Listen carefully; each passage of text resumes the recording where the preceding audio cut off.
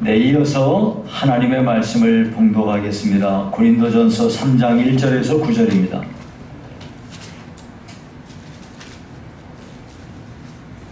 고린도전서 3장 1절에서 9절을 제가 봉독해 드리겠습니다. 형제들아, 내가 신령한 자들을 대함과 같이 너희에게 말할 수 없어서 육신에 속한 자, 곧 그리스도 안에서 어린 아이들을 대함과 같이 하노라. 내가 너희를 젖으로 먹이고 밥으로 아니하였노니 이는 너희가 감당하지 못하였음이거니와 지금도 못하리라. 너희는 아직도 육신에 속한 자로다. 너희 가운데 시기와 분쟁이 있으니 어찌 육신에 속하여 사람을 따라 행함이 아니리요. 어떤 이는 말하되 나는 바울에게라 하고 다른 이는 나는 아볼로에게라 하니 너희가 육의 사람이 아니리요. 그런즉 아볼로는 무엇이며 바울은 무엇이냐. 그들은 주께서 각각 주신 대로 너희로 하여금 믿게 한 사역자들이니라. 나는 심었고 아볼로는 물을 주었으되 오직 하나님께서 자라나게 하셨나니 그런즉 심는 이나 물 주는 이는 아무것도 아니로되 오직 자라게 하시는 이는 하나님뿐이시니라. 심는 이와 물 주는 이가 한 가지이나 각각 자기가 일한 대로 자기의 상을 받으리라. 우리는 하나님의 동역자들이요 너희는 하나님의 밭이요 하나님의 집이니라. 아멘.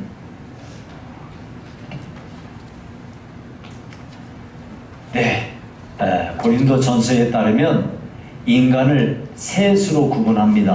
거기 뭐라고 되어 있냐면 첫째는 육에 속한 사람, 그리고 두 번째는 신령한 자, 세 번째는 육신에 속한 자, 이렇게 되어 있어요. 근데 이게 뭔 얘기냐면 육에 속한 자라는 거는 하나님 없이 사는 사람, 예수 안 믿고 사는 사람을 말하는 거고요. 신령한 자라는 건 예수를 믿고 성령이 충만해서 그렇게 깨신앙생활 잘하는 사람을 신령한 자라고 하는 거고요. 세 번째, 육신에 속한 자라는 뭘 얘기하냐면 예수님을 믿기는 믿는데 아직 신앙이 어린아이 같은 사람, 그런 사람을 말하는 거예요. 자, 이와 같이 세 가지의 사람이 있는데 오늘 중요하게 다루고자 하는 얘기가 뭐냐면 세 번째에 나오는 육신에 속한 자에 대한, 육신에 속한 자로 신앙을 갖게 되면 어떠한 폐단이 있는지, 어떠한 문제들이 생기는지를 살펴보도록 하겠어요. 그 다음 세 번째는 그러면 어떻게 하면 이런 문제를 극복하고 육신에 속한 사람의 자세를 버리고 우리가 신령한 사람에 이르기까지 나아갈 수 있을까 하는 이 세 가지의 이 주제를 가지고 제가 여러분들에게 말씀을 전하도록 하겠습니다. 자, 먼저 세 종류의 사람이 있다 했죠. 예, 첫 번째는 육에 속한 사람이라 했는데 여기 고린도전서 2장 14절, 우리가 이제 지난 시간에 살펴봤던 2장 14절에 보니까 이렇게 말했어요.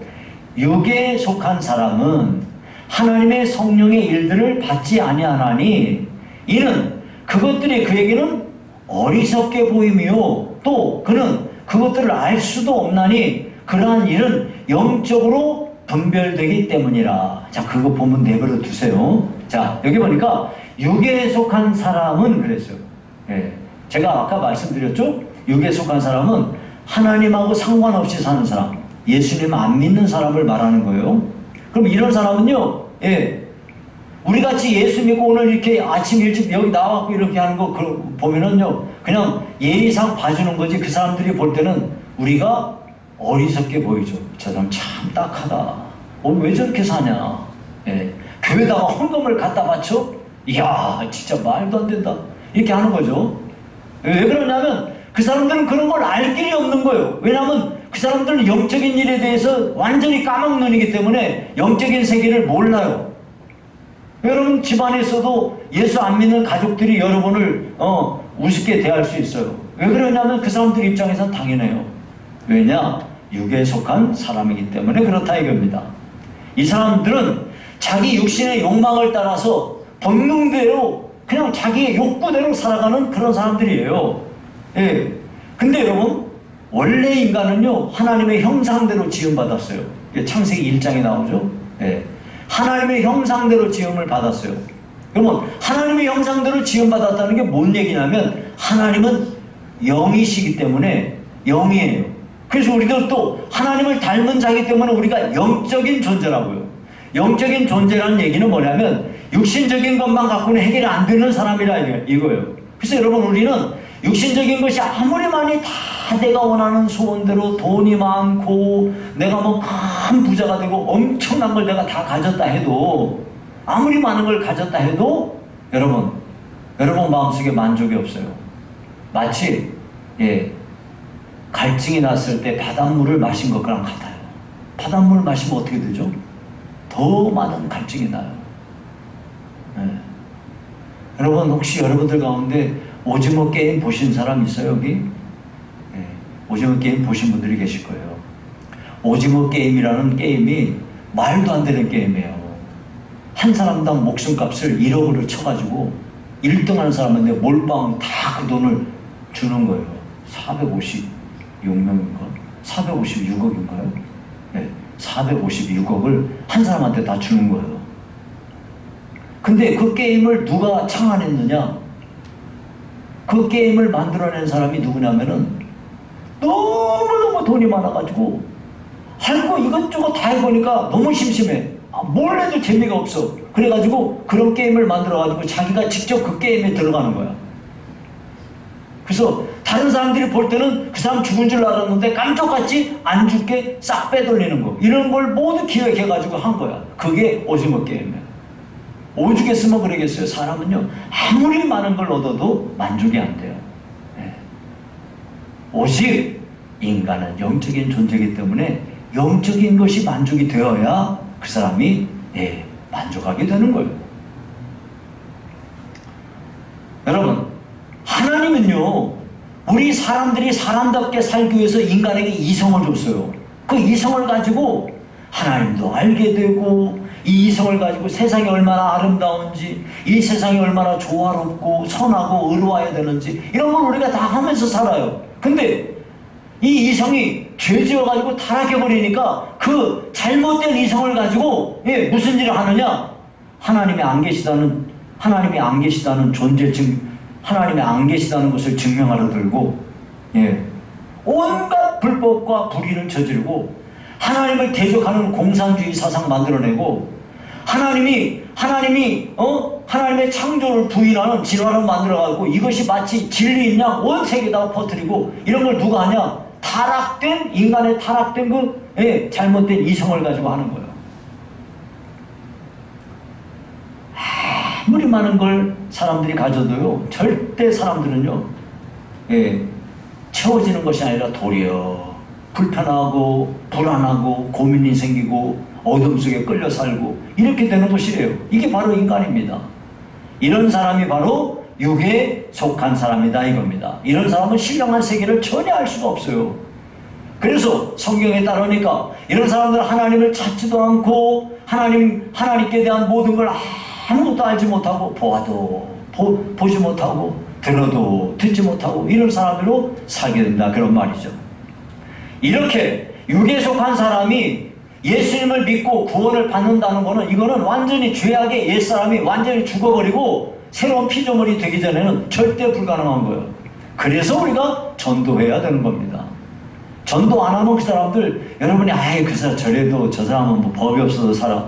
법이 없어도 사는 것이 문제가 아니에요.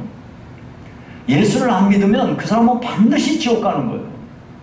그래서 우리가 교회가 있어야 되는 존재가 뭐냐면, 교회가 있는 이유는 전도하기 위함이에요. 교회를 이룬 저와 여러분 한 사람 한 사람이 왜 교회를 이루었냐? 전도하기 위해서 우리가 교회를 이룬 거예요. 한 사람 한 사람이 전도하고 힘을 합해서 전도하고 해야 돼요. 그래서 하나님의 뜻을 이루어 가라 하는 거죠. 두 번째가요, 신령한 자인데요, 고린도전서 2장 15절에 보니까 이렇게 말씀했어요. 신령한 자는 모든 것을 판단하나 자기는 아무에게도 판단을 받지 아니하느니라. 여기서 신령한 자라는 건 뭐냐면, 성령으로 거듭난 성도를 말하는데요, 성령께서 내주하시면서 그 사람이 하나님과 좋은 관계를 맺고 살아가는 거예요. 그래서 늘 말씀 안에 살고 기도로 하나님과 교제를 나누면서 살아요. 그러니까 이런 사람은 마음에 평강이 있고, 쓸데없는 일에 그냥 고민하고 근심하고 이런 거 안 해요. 괜히 어디에 분쟁에 쌓여서 싸움질하고 뭐 시기하고 이런 거 안 한다고요. 언제나 성령이 충만하게 되면 항상 밝은 마음으로 살게 되고, 그러다 보니까 몸도 건강하고 생각도 건강합니다. 그래서 신령한 사람은 성령께서 주도하시는 사람인 것입니다. 이런 사람은 성령님이 주장하시다 보니까 하나님의 뜻이 무엇인지, 하나님께서 내게 주시는 은혜가 뭔지 이런 걸 깨닫게 되고 감사하게 되고 신앙생활 잘하는 사람이 되죠. 율법적인 신앙 버려버리고 참된 자유를 성령 안에서 누리면서 사는 거죠. 이런 사람이 바로 신령한 자라는 거예요. 그러니까 우리 성도들 모두가 다 신령한 자들이 되셔야 됩니다. 자, 이제 세 번째 사람인데요. 오늘 이제 주로 다뤄야 될 그런 주제인 거예요. 이 사람이 누구냐면요, 1절인데요. 오늘 본문 1절에 형제들아, 내가 신령한 자들을 대함과 같이 너에게 말할 수 없어서 육신에 속한 자 곧 그리스도 안에서 어린아이들을 대함과 같이 하노라. 여기 보니까 육신에 속한 자라는 말이 나오는데요, 생각하는 거나 행동하는 거나 전부 다 모두가 다 자기 중심적인 사람을 보고 말하는 거예요. 사실 사람은요 타락한 인간이기 때문에 본질적으로 누구든지 다 자기 본능, 자기 중심적으로 살아요. 그래서 우리도 예수 믿기 전에는 모든 게 다 내가 중심이에요.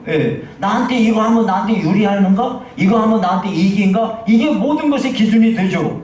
이런 우리인데 예수를 믿고 나니까 이렇게 살면 안 되는 거구나. 내가 다른 사람들을 위해서 살아야 되는구나. 이렇게 하나님이 우리의 삶을 바꿔주시죠. 그런데 오늘 본문에 보니까 고린도 교회 성도들을 보고 뭐라 하시냐면 육신에 속한 자라고 말합니다.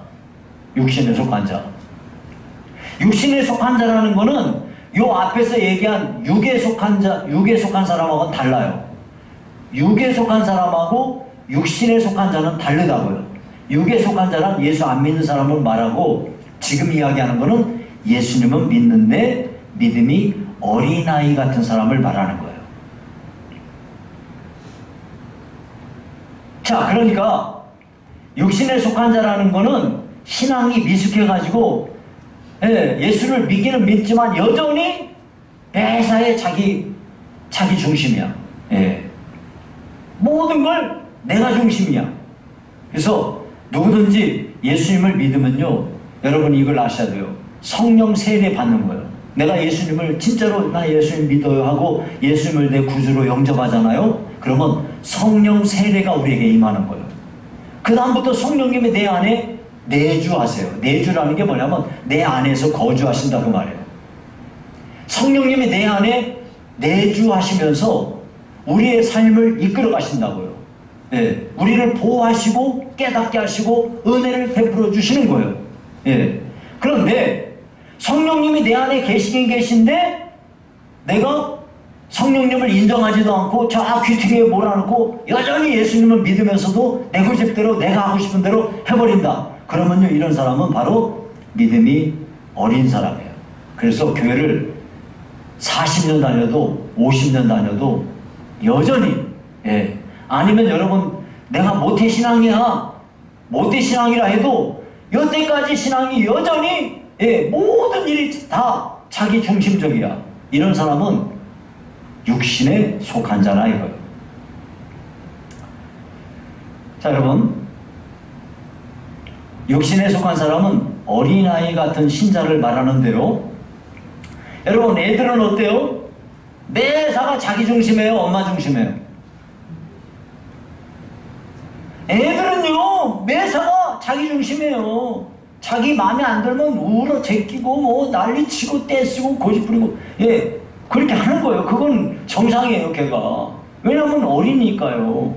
이런 어린이가 점점 성장하게 되면은 이렇게 하면 안 되는 거구나, 이걸 알고 조금씩 다른 사람을 배려할 줄 알고 다른 사람에게 대한 생각을 하는 거예요. 근데 어른인데도 아직도 자기 본능적으로 자기만 중심으로 산다. 이런 사람은 몸은 어른같이 되었지만 정신은 여전히 어린아이 같기 때문에 그런 거죠. 마찬가지로 예수를 믿어도 영적으로 성숙하지 못한 사람은 다른 사람을 배려할 줄 모르고 자기 생각으로 자기가 판단하고 자기가 한 대로 이런 걸 밀어붙이고 하는 거죠. 그런 사람을 보고 육신에 속한 자라고 말하는 거예요. 또 육신에 속한 사람은 또 어떤 사람이냐? 젖을 먹는 신자예요. 그래서 여기 보니까 젖이나 먹지 밥은 못 먹는다 그래요. 여러분, 갓난아이는요 아직 위라든가 장이라든가 이런 게 발달하지 못하기 때문에 음식을 소화 못해요. 그러니까 젖을 먹여야 되는 거지 그 밥을 먹이면 소화 못하고 다 큰일 납니다. 그래서 이 아이가 조금씩 자라면은 우유 대신에 이유식 먹이고 그것 하다가 점점 밥을 먹이면서 이렇게 바꿔주는 거죠. 자, 이와 같이 육신에 속한 자는 영적으로 어리기 때문에 우유 같은 거 이런 거나 먹여야 되는 거지 다른 거 먹이면 안 돼요. 예를 들어 볼까요? 영적으로 성숙하지 못한 사람한테 하나님의 예정 교리를 가르치면 큰일 나요. 하나님의 예정 교리라는 게 뭐냐면 하나님께서는 어떤 사람은 구원하기로 창세전부터 택하셨다 이거예요. 그리고 어떤 사람은 그냥 심판받도록 내버려 두셨다는 거예요. 이게 하나님의 예정 교리인데요. 이 예정 교리는요, 신앙이 성숙한 사람 입장에서 봤을 때는 이것이 더할 나위 없는 위로가 되고 은혜가 되고 정말 얼마나 큰 힘이 되는지 몰라요. 근데 아직 영적으로 미숙한 사람한테 예정 교리 가르치면요, 대번에 이런 질문을 해요. 왜 하나님은 어떤 사람은 심판받도록 버려두시지? 그러면 하나님은 공평한 하나님이 아니잖아 하면서부터 시작해가지고 모든 것이 혼란하기 시작해요. 나는 택함받지 않았는데 괜히 교회 왔다 갔다 하는 거 아니야? 이런 생각하면서 신앙 성장하는 게 아니라 도리어 큰 걸림돌이 돼버리고 마는 거예요. 왜 이런 일이 생기죠? 그것을 소화할 만한 신앙적인 믿음이 성장하지 못하기 때문에 그런 거예요. 이런 사람에게는 하나님의 예정 교리를 가르치면 달라버립니다.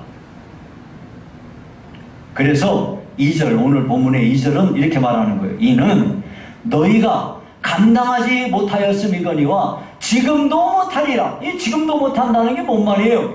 예수를 믿은 지 이렇게나 세월이 지났어도 너희는 성장하지 못한 어린아이와 같은 단계, 젖이나 먹는 거 이거 계속 너희는 그거나 먹어야 돼. 그런 말이라 이 말이에요. 근데 참 안타깝게도 교회 안에는 육신에 속한 자가 정말 많습니다. 여러분, 교회 안에 어떤 문제가 생기는 이유는 육신에 속한 사람들이 거기에 있기 때문에 문제가 생기는 거예요. 만약 여러분들이 다 같이 신령한 자로서 성숙한 성도들이라면 싸울 일이 없죠. 서로를 배려하고 저 사람이 무슨 일 있으면 뭔가 이유가 있어 그렇겠거니 이렇게 하는 것이지, 그걸 가지고 거기에서 문제가 나고 다툼 같은 거 일어나지 않죠. 자, 그러면 고린도 교회 성도들이 육신에 속한 자라는 증거가 있어요. 이 육신에 속한 사람이 되면 큰 문제가 생기고 여러 가지 그냥 폐해가 있어요. 그것들 중에 첫 번째가 뭐냐? 시기와 분쟁이에요. 3절에 보니까 너희는 아직도 육신에 속한 자로다. 너희 가운데 시기와 분쟁이 있으니 어찌 육신에 속하여 사람을 따라 행함이 아니리요. 여러분, 고린도 교회 성도들은 아직도 신앙이 성숙하지 못하고 영적으로 어린아이와 같은 믿음을 갖고 있기 때문에 그 교회 안에 시기와 분쟁이 있다 이 말이에요. 사실요, 고린도 교회, 여러분이 이제 그 뒤를 쭉 읽어보면 아세요. 요 뒤에 나오는데요, 고린도 교회 안에는 믿음 좋다고 행시하는 사람들이 무지하게 많았어요. 왜냐하면 고린도 교회 안에는 방언의 은사 받은 사람, 방언의 은사를 통역하는 사람, 예언하는 사람, 병 고치는 사람, 이런 사람들 즐비했단 말이에요. 그럼 여러분, 우리가 볼 때 어떤 사람은 막 예언의 은사를 가지고 예언을 막 해요. 어떤 사람이 막 방언을 막 말해요. 그러면 우리가 볼 때, 야, 저 사람은 진짜 얼마나 믿음이 좋을까? 그렇게 생각하죠. 그러니까 이렇게 각종 은사가 많이 나타났는데도 불구하고 이 교회 안에 뭐가 있어요? 시기와 분쟁이 있다는 것이에요. 그러니 이 사람들이 아무리 다양한 은사를 가지고 있다 할지라도 이 사람들은 결국 신앙이 성숙한 사람은 아니라 그 말이에요. 그렇다면 왜 고린도 교회 성도들 사이에 서로를 시기하고 다투는 일이 생겼을까요? 여러분, 사실 이 시기심이라는 거는요, 다른 사람들이 나보다 더 잘 되는 거 볼 때 생기는 감정이에요. 시기심은요, 내가 다른 사람보다 더 높은 위치에 있어야 되고, 내가 더 주목받아야 되고, 내가 더 많은 사랑을 받아야 되고, 더 다른 사람보다 더 대우를 잘 받아야 되고, 내가 더 많이 갖고 더 잘나고 그렇게 하고 해야 되는데, 아니 어디서 나보다 더 잘하는 사람, 더 잘난 사람, 더 똑똑한 사람 이런 거 나타나면 이걸 감당이 안 되는 거예요. 그래야 시기심이 일어나는 거죠. 내가 중심이 돼야 되는데 다른 사람이 이 영역을 누가 침범을 하니 내가 견딜 수가 없는 거예요. 그래서 시기심이 일어나는 겁니다. 자, 이와 같은 시기심은요, 결국 분쟁으로 이어지는데요. 만일 내가 다른 사람을 배려하려는 자세를 가지고 있으면 싸울 일이 없어요. 예, 다른 사람을 내가 먼저 배려하는데 왜 싸우겠어요? 그러니까 아무리 방언도 말하고 예언도 하고 병도 고치고 큰 은사를 가지고 있다 하더라도 자기보다 더 나은 사람 보고서 시기하고 또 분쟁하고 이런 일이 있다면 그거는요, 영적인 어린아이지 그 사람은 신앙이 성숙한 사람이 아니라 이거예요. 예. 자기는 뭐 기도를 많이 해갖고 뭐 능력이 있어서 뭐 막 하는 것 같아도 그런 사람이 누구 시기하고 누구 어디 가서 뭐 다른 사람하고 싸움이나 하고 그런다 그러면 그거는 아직 성장하지 못한 사람이다 하는 거예요. 사람이 볼 때는 저 사람 방언하니까 저 사람 뭐 예언하니까 굉장한 사람처럼 보이지만 하나님이 볼 때는 그러면서 어디 가서 그 다른 사람을 시기하고 다른 사람하고 싸움하고 그러면요, 그런 사람은 하나님의 눈으로 볼 때는 여전히 신앙이 어린아이와 같은 사람이다 그런 말이죠. 또 여기 지금 육신에 속한 사람으로서 어떤 폐단이 일어나나요? 파벌을 일으킨다는 거예요. 파벌. 예, 파벌이 뭡니까? 여기 4절에 보니까요, 어떤 이는 말하되 나는 바울에게라 하고 다른 이는 나는 아볼로에게라 하니 너희가 육의 사람이 아니리요? 이게 무슨 말이에요? 나는 바울에게라 해서 바울파가 생겼다 이거예요. 나는 아볼로에게라 그래서 아볼로파가 생겼어요. 이게 무슨 이야기냐면요, 바울이 고린도 교회를 개척했잖아요. 그러니까 우리 교회를 따지면 차 목사님이 나는 원로 목사님 파야. 그리고 그 후임으로 온 분이 누구냐면 아볼로거든요. 아볼로 파다 그 말은 나는 신인철 목사 파다 이거예요. 여러분 생각을 해보세요. 교회 안에 원로 목사 파가 있고 담임 목사 파가 있으면 이게 교회가 말이 됩니까? 어떻게 생각하세요? 이건요, 지금 이건 개차반이죠. 이거는 있을 수 없는 일이죠. 예. 지금 그 일이 지금 벌어지고 있다 이거요.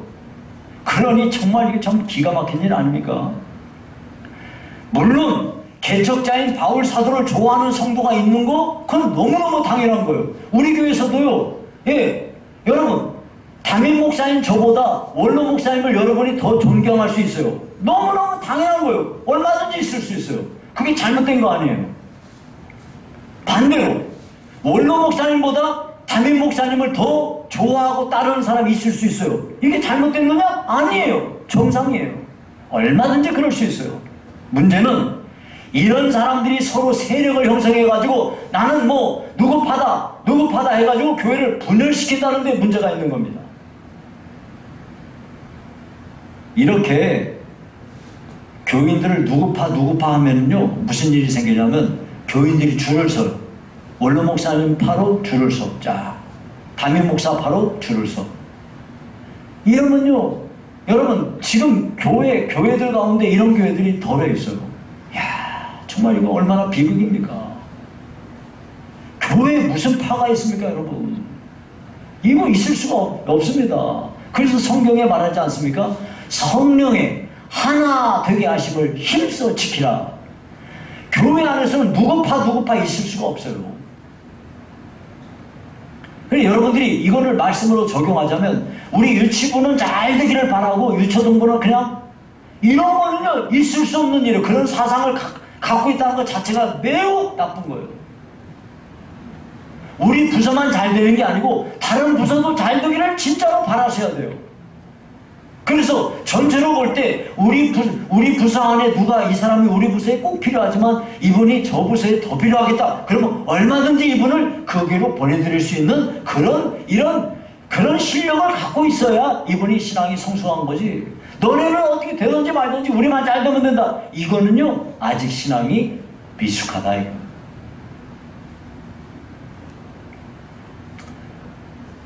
여러분 이거 육신에 속한 자는요 육신에 속한 자가 없는 교회가 없어요. 교회마다 육신에 속한 자의 비중이 아마 제일 많을 거예요. 우리 교회도 아마 그럴 겁니다. 네.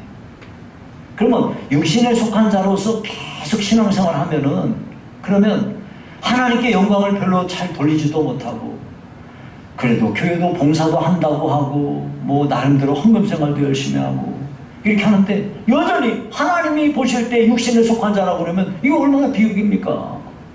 어서 빨리 우리가 성령이 충만해서 하나님의 기쁨이 되는 사람이 되고 성령이 지배받는 사람이 되어서 다른 성도들을 배려할 줄 알고 이런 것이 몸에 다 배버려야 되는데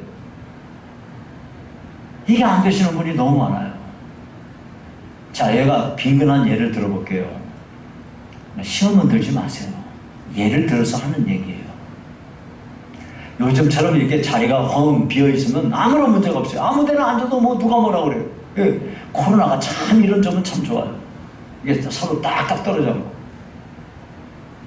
예전에 자리가 딱 찰 때는 여러분 내가 의자에 바깥쪽에 딱 앉아있으면 내가 화장실도 갈 수 있고 내가 볼일도 볼 수 있고 하니까 좋기는 해.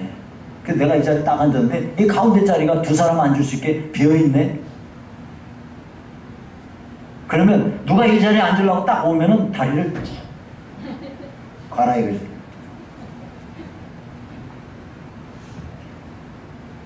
그러면 또 낑겨 이렇게 하고 들어가고. 왜 그런 일이 생길까요? 물론 내가 참 어쩌면 진짜 화장실 갈 수도 있어. 그래서 그렇게 하는 건 아마 그럴 거예요. 그래서 그러겠죠. 근데 화장실도 안 가면서 계속 그러고 있다. 그러면요 왜 그렇게 하나요? 다른 사람에 대한 배려가 없는 거예요. 처음부터 어떻게 해야 돼요?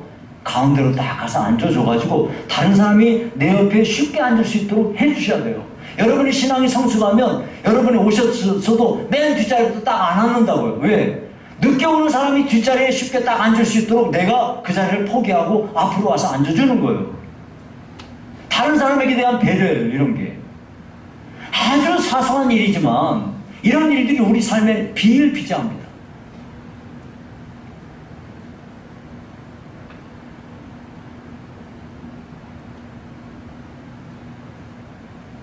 참 어떤 분은 교회 생활을 그렇게 오래 하고 그렇게 막 기도도 많이 하고 그렇게 막 뭐 전도도 많이 하고 그렇게 했다고 하는 사람이 이런 모습을 보여주면 다른 사람들이 볼 때 시험 들어요. 야, 저렇게 믿음이 좋다는 사람이 왜 저러지? 예? 이렇게 하면서 이해가 안 되는 거예요, 그런 게.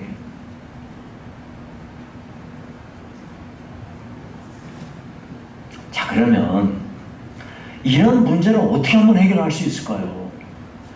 여러분이 오늘 이런 문제를 해결하는 비결이 뭐냐면 여러분이 하나님께로 집중하는 거예요. 하나님께. 결론적으로 미리 말씀을 드리면 지금 분쟁이 일어났잖아요. 파벌이 생겼잖아요. 왜 파벌이 생기나요? 이분들이 잘못 생각하고 있는 게 있어요. 바울이 중요하다고 생각하는 거예요. 아볼로가 중요하다고 생각하는 거예요. 네. 그게 아니라 제일 중요한 게 있어요. 그게 뭐냐면 하나님이 잘하게 하시는 거예요. 하나님께서 교회를 이끌어 가시고 하나님이 모든 일을 하시는 거지, 사람을 쳐다보고 사람 중심으로 뭐 하면 항상 이 사람은 신앙이 성장하지 못하고 맨날 그 자리에서 머물러 있는 거예요. 우리가 신앙이 성장하려면 모든 시선을 하나님께 고정하고 하나님 중심으로 나가야 되는 거예요. 왜 사람을 보고 사람한테 그런 일을 해요? 예. 그렇게 하는 거는 내가 그만큼 신앙이 부족하다는 것을 내가 드러내는 결과가 드러내는 것이기 때문인 거예요. 자, 그래서 이 문제를 살펴보도록 하겠습니다. 5절부터 7절에 보니까 이래요. 그런즉 아볼로는 무엇이며 바울은 무엇이냐? 그들은 주께서 각각 주신 대로 너희로 하여금 믿게 한 누구다? 사역자들이니라. 그 다음 나는 뭐 했고? 바울 사도는 심었어요. 심었다는 게 지금 씨를 뿌려서 개척교회 했다 이거예요. 심었고, 아볼로는 뭐 했고? 물을 주었을 때, 물 주었다는 게 뭔 얘기예요? 하나님의 말씀을 잘 가르쳐가지고 성장하게 했다 그 말이에요. 예, 물을 주었을 때 오직 하나님께서 어떻게 합니까? 자라나게 하셨나니 그런즉 심는 이나 물 주는 이는 아무것도 아니로되 오직 자라게 하시는 이는 하나님뿐이시니라. 자, 여러분, 바울과 아볼로의 역할은 사람들로 하여금 예수님을 믿도록 가르치고 예수님을 믿도록 전도하고 가르치는 그 일을 감당하는 사역자라는 거예요. 사역자. 여러분, 사역자라는 말이 무슨 이야기냐면 집사라는 뜻이에요. 집사. 여러분, 집사라는 게 뭐냐면 집을 산 사람, 그게 아니고 집사라는 거는 뭐냐면, 우리 교회 집사 있죠. 여기 집사님들 계시잖아요. 집사라는 게 뭐냐면, 덤디 집사라는 말이 나온 거는 주인한테서 방 한 칸 얻어가지고, 방 한 칸 얻어가지고 주인의 재산을 관리하는 직분을 가진 사람을 보고 집사라 그래요. 옛날에 왜 그 양반집에 가면은 이렇게 집들이 이렇게 있잖아요. 대문을 열고 들어가면 오른쪽에 허름한 집 하나 있어요. 그게 뭐냐면 집사가 머무는 집이에요. 거기에 일꾼들이 거기 그 하인들이며 일꾼들이 거기 있지 않습니까? 예. 이 집사의 직분을 받은 사람은 주인의 재산을 다 자기가 맡아가지고 친히 관리하는 그런 직분인 거예요. 그러니까 집사는 자기 일을 하는 사람이 아니라 주인의 지시에 따라서 주인의 일을 하는 사람이 집사인 거예요. 그러니까 교회 안에서도 여러분이 집사님이시다. 그게 뭔 얘기예요? 하나님 앞에 하나님의 이 교회, 영적인 하나님의 교회 앞에서 여러분들이 영적인 집사로 섬기시는 분들이에요. 또 그래서 이 교회의 재정 문제, 이 교회의 시설이며 여기에 관련된 우리가 예배를 드리고 하나님을 섬기는 모든 일과 관련된 것들이 집사님들의 책임인 거예요. 그래서 집사가 된다는 건 절대 그냥 손쉬운 일이 아니에요. 집사의 직분을 잘 감당한 사람은 하나님 앞에 큰 상을 받게 되는 거예요. 내가 교회로 집사로 세워졌다, 이거는요 여러분들이 큰 자부심을 가지셔야 되는 거예요. 그러니까 여러분들 가운데 나는 서리 집사다. 서리 집사라는 게 뭐냐면 1년간 임명을 해주는 사람이에요. 이 사람을 연초에 우리 교회에 1년 동안, 내년 한 해 동안 1년 동안 우리 교회를 집사로 맡아주세요 하고 임명을 하는 거예요. 그 사람을 보고 서리 집사 그래요. 집사인데 서리자가 붙었어요. 근데 이 서리자가 띄워줘야 돼요. 여러분, 서리 집사 되신 분들은 빨리 서리자가 띄워줘야 돼요. 서리 집사가 어떻게 띄워지는데요? 안수 집사가 되는 거예요. 안수를 받으시면 그 사람은 70세 정년까지, 정년이 정해져 있는 그 기한까지는 그 사람은 정당하게 교회에서 집사로서 임무를 감당하게 되는 거예요. 그러니까 그 다음 해부터는 집사 임명을 안 받아요. 왜냐하면 그냥 계속 집사니까요. 이 사람은 70세가 돼서 정년이 끝나도 여전히 그 사람은 죽을 때까지 집사예요. 근데 서리 집사는요, 엄밀히 따지면 교회에서 임명을 딱 안 하는 순간부터 그 사람은 더 이상 집사 아니에요. 그렇게 되는 거예요. 그런 차이가 있는 거예요. 그러니까 어떤 분들은 이제 권사도 취임 권사 뭐 하러 가도 그러는데요. 예. 그렇게 생각하는 사람이 잘못되는 있어요. 근데 취임 권사하고 서리 권사는요, 엄청 달라요. 서리 권사는 뭐예요? 임명 안 하잖아요? 그러면 더 이상 그분은 권사 아니에요. 근데 그냥 교회에서 어떻게 또 그렇게 안 할 수 없잖아요. 그러니까 계속 그냥 권사님이라고 불러주는 거지 진짜는 권사 아니에요. 예. 근데 취임 권사는 뭐예요? 정해진 임기까지 권사고요. 그 사람이 권사가 그 정해진 임기 끝나도 죽을 때까지 그 사람은 계속 권사예요. 그게 취임 권사예요. 그게 엄청 다른 거예요.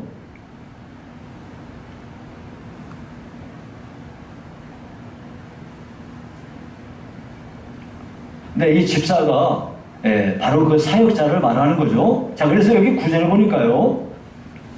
구절에 따르면 성도들은 하나님의 밭이다 그랬어요. 우리는 하나님의 동역자들, 너희는 하나님의 밭이다 그랬거든요. 예. 이 밭에 씨를 뿌리고 물을 주어가지고 자라게 하는 모든 역할을 하는 게 바로 사역자들이에요. 그 일을 바울 사도가 했고 아볼로가 한 거예요. 예. 바울 사도는 씨를 뿌려서 개척교회를 시작했고요. 아볼로는 이 개척교회 시작된 그 교회의 성도들 잘 모르는 사람들을 말씀으로 잘 가르쳐가지고 양육해서 성장하게 했다 이 말이에요. 자, 이 말은 바울 사도는 고린도에서 복음 전했어요. 그래가지고 교회 세워서 1년 6개월 동안 교회 잘 세워서 도의 초보를 가르쳤는데요. 그 후임자인 아볼로가 그 목회를 딱 맡아가지고 이제 바울 사도는 딴 데로 가고 아볼로가 그 교회를 부임해가지고 말씀을 성도들에게 잘 가르쳐서 신앙을 성숙하게 만들었다 그런 말이에요. 자, 그런데요, 아무리 바울 사도가 씨를 뿌리고 아볼로가 물을 주었어도 그것을 자라게 하시는 분은 하나님이세요. 여러분, 바울이 얼마나 중요한 일 했나요? 아볼로도 무지하게 중요한 일 했죠. 그런데 더 중요한 게 있어요. 더 중요한 게 뭐냐면 하나님께서 이것들이 자라날 수 있도록, 여러분 보세요. 적절할 때 태양빛을 비춰주시고 바람을 싹 불어주시고 비를 적절할 때 내려주시고 비 안 와야 될 때 안 오고요. 이런 걸 다 하나님께서 공급해 주시니까 그 안에서 이것들이 자라는 거지, 하나님이 당장에 비 안 와봐요. 하나님이 햇빛을 안 비춰줘 봐요. 아무 소용없어요. 인간이 뭘 해도 아무 소용없어요. 그러니까 한마디로 말하면 바울과 아볼로는 하나님께서 행하시는 일을 옆에서 보조해주는 보조자에 불과한 거예요. 보조자에 불과한, 무슨 바울이며 아볼로인데 그걸 보고 그것도 뭣도 모르고 나는 바울파, 나는 아볼로파, 이게 얼마나 미련하고 어리석은 일이냐 이거예요. 이것을요 잘 나타내는 것이 6절에 나온 그 동사들을 보면 아는데요. 여러분 6절을 한번 보실까요? 그 6절 거기 그 6절을 한번 먼저 보시고요. 6절 한번 펴보세요.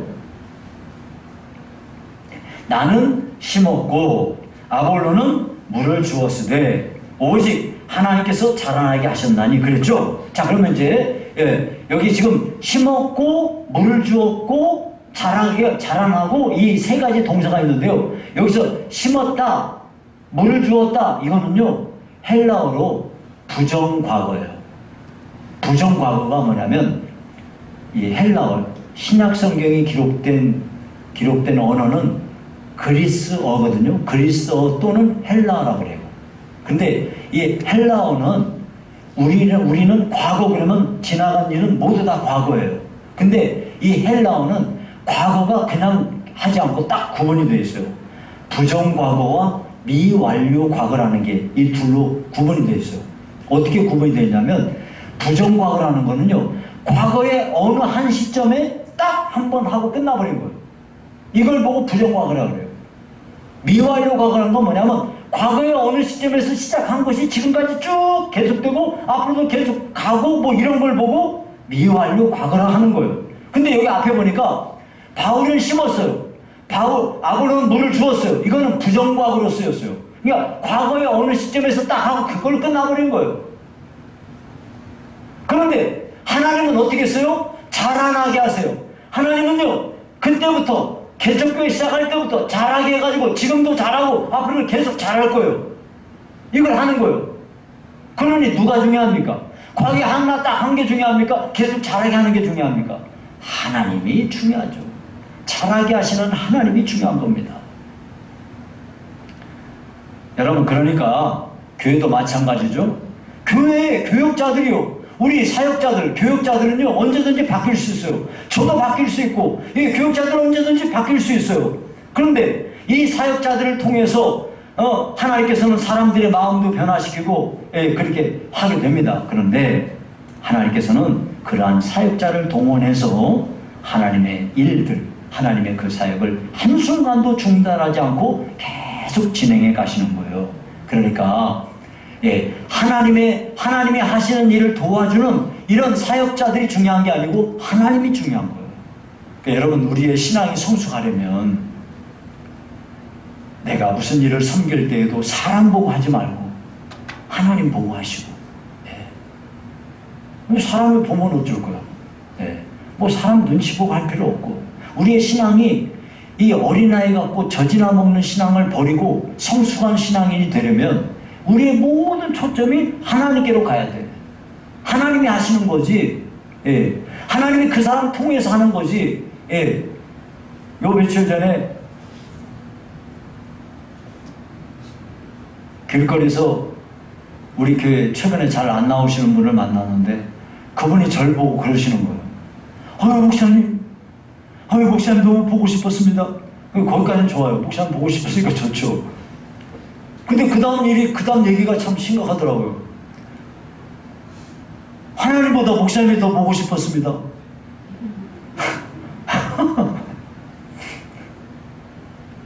하나님이 보고 싶어야지 왜 목사가 보고 싶어? 그러면서 또 한마디를 더 하는 거야. 하나님이 또 보고 싶어야 되지만 아이고 참. 여러분, 우리는 하나님께 모든 우리의 시선을 거기에 맞추고 신앙생활을 해서 우리가 정말 이 세상에서 신앙생활을 기껏 할 텐데 육신에 속한 자가 되어서 어린아이 같은 신앙, 젖이나 먹는 신앙 가지고 맨 다른 사람들하고 부딪히기나 하고 시험이나 들고 자꾸 여러 가지 이랬다 저랬다 하고 이런 사람 되지 말고 신령한 자가 되어서 성령의 충만함을 입어서 하나님의 기쁨 되는 사람으로 그렇게 세워질 수 있기를 간절히 원합니다. 여러분, 다만 하나님의 교회에서 일하는 일꾼들은요, 자기가 충성한 만큼 자기의 상을 받는 거예요. 그래서 여기 8절에 이렇게 말했어요. 8절에 각각 자기가 일한 대로 자기의 상을 받으리라 그랬거든요. 그러니까 여러분, 우리는요 사람에게 눈을 맞추지 말고 하나님께 여러분이 신앙생활에 초점을 맞추시고 그렇게 신앙생활을 잘 하시기 바랍니다. 이제 말씀을 맺습니다. 바울과 아볼로는 하나님의 사역을 보조하는 보조자요, 하나님의 사역에 동참하는 하나님의 동역자들입니다. 오직 하나님만이 교회의 주권자시며 하나님만이 교회를 다스리는 통치자이십니다. 그런데 교회 안에 시기가 일어나고 분쟁이 일어나고 또 사역자들을 중심으로 해서 파벌을 세운다는 것은 정말 매우 어리석은 신앙을 가진 사람들이 아니겠냐 이 말입니다. 그러므로 우리는 우리의 믿음을 자라나게 하시는 하나님 한 분만을 바라보고 우리가 전심으로 그분만 의지해야 되겠습니다. 그리고 하나님께서 우리 각자에게 주신 은사들을 사용해서 질서 있고 조화롭고 아름다운 교회로 세워져 가도록 우리가 노력을 기울여야 되겠습니다. 앞으로 우리 성도들 모두가 다 하나님께 여러분의 시선을 잘 고정시키고 하나님 중심으로 여러분 신앙생활 잘해서 모두가 다 신령한 자의 반열에 드시기를 주의 이름으로 축원합니다. 살아계신 하나님 아버지 감사합니다. 우리 성도들을 크게 축복하셔서 성령 충만하여 하나님의 기쁨 되는 성도들 되게 하시옵소서. 예수님 이름으로 기도하옵나이다. 아멘.